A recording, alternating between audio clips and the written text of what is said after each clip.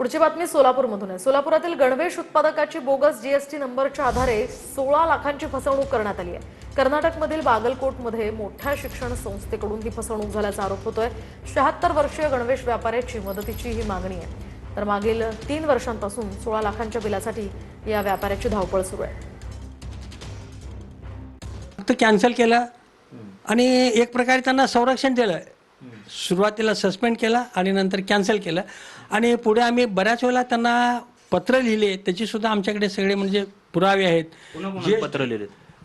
विजापूर, बागलकोट आणि बेळगाव या तिन्ही ठिकाणी जीएसटी कमिशनर आणि बागलकोट विजापूरच्या ऑफिसर्सना आणि जीएसटी काउन्सिलला निर्मला सीतारामन जी फायनान्स मिनिस्टर आहेत त्यांना सुद्धा ह्याच्या कॉप्या पाठवल्या आहेत।